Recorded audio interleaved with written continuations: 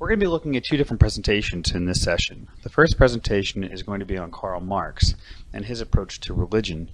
And what we're going to see is we have to have a little bit of a basic understanding of Marx and his Communist Manifesto and his notion of divided labor or alienated labor in order to launch into his perception of religion.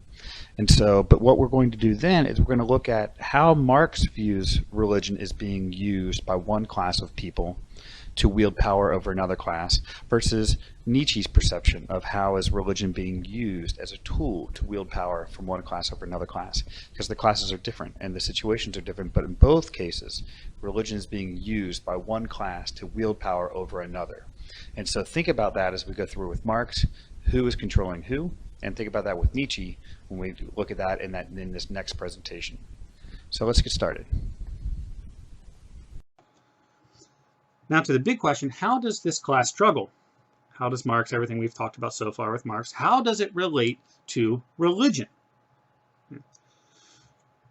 Looking at the background and looking at this relationship between the bourgeois and the proletariat, you can also look at this division between the base versus the superstructure of society.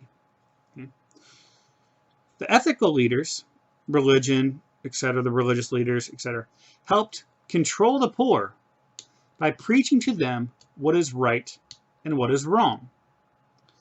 These moral codes support the new capitalist economy and the superstructure.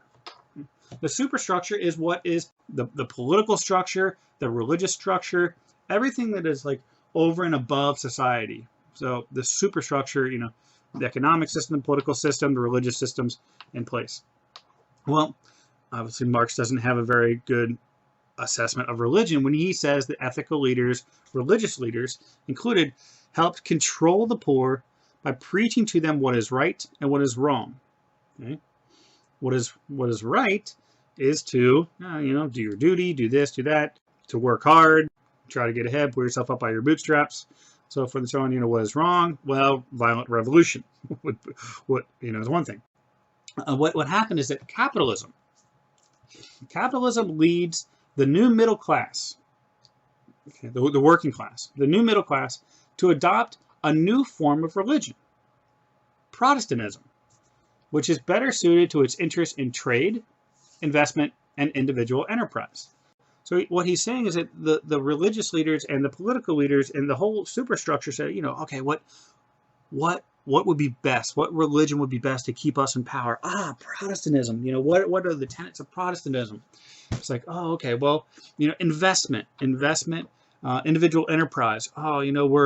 If you're right with the Lord, if you have an individual relationship with God, and so,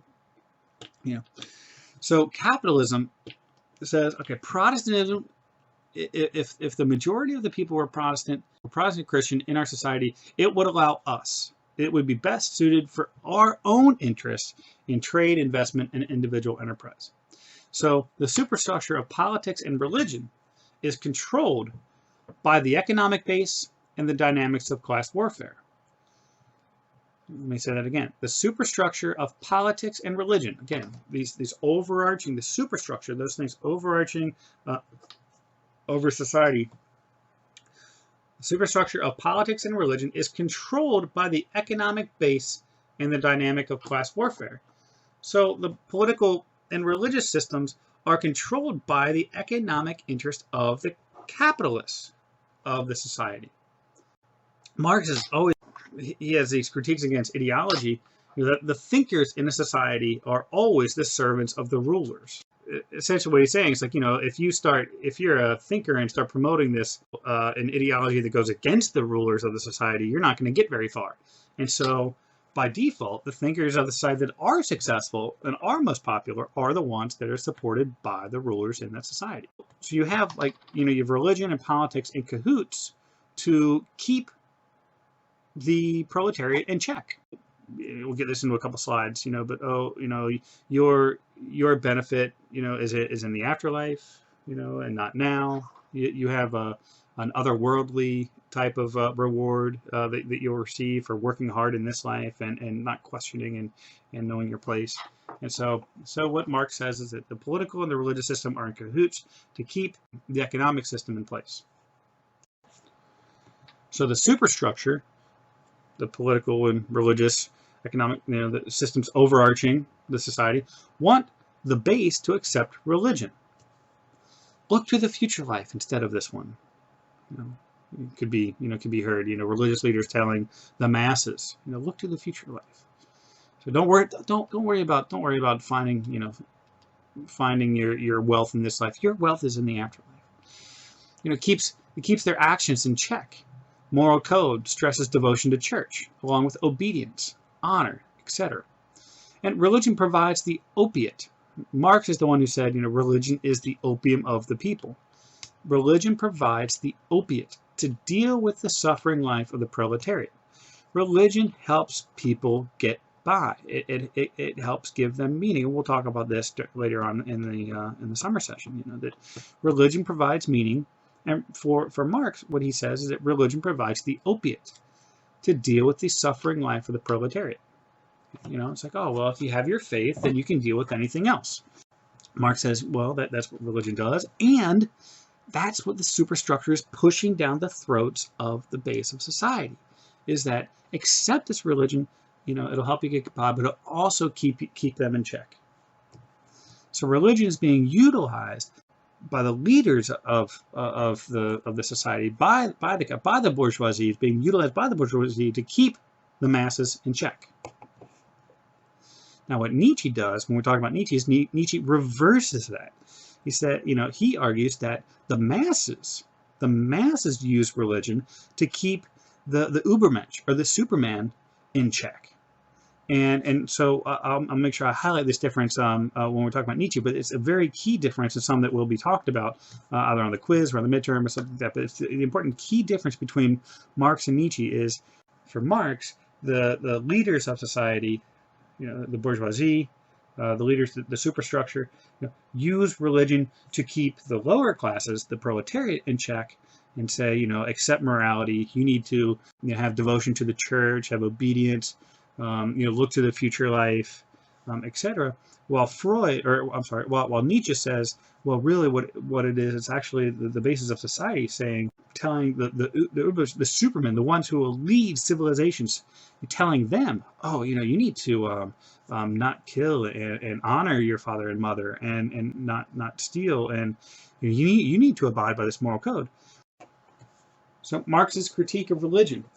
I mentioned Feuerbach earlier, and how what does Feuerbach do is he asserts that people, Christians especially, project their own wonderful qualities onto the divine.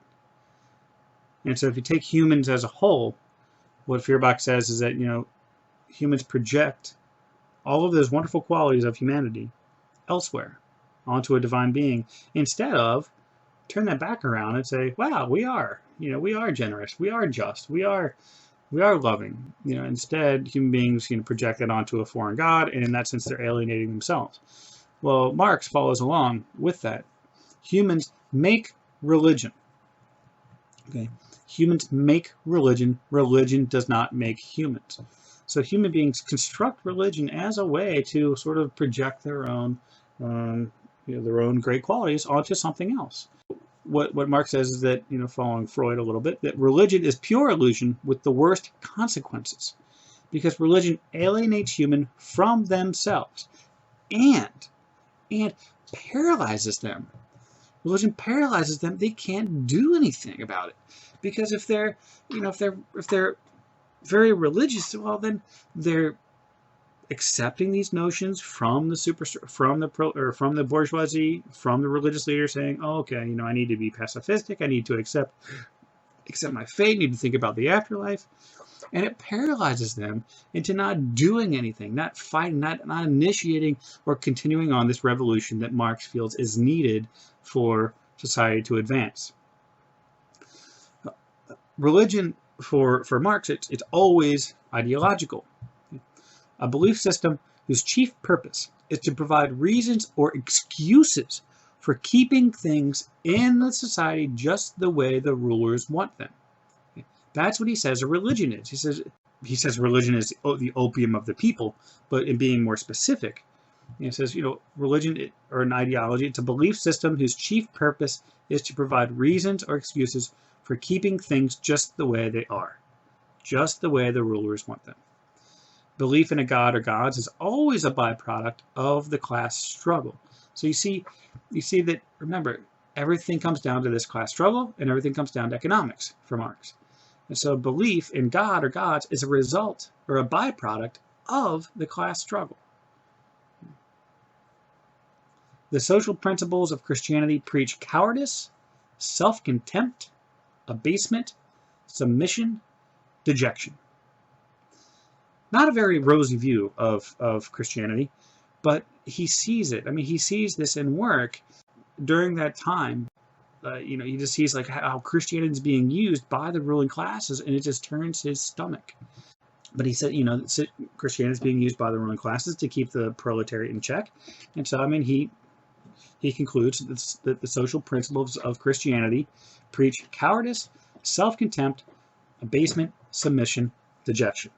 Now remember, in Marx, these are pushed down from top to bottom. If you look at society as being two divisions, from the owners of the capital, from the political leaders, from the religious leaders, these ideas of Christianity as social principle are being pushed down to the base.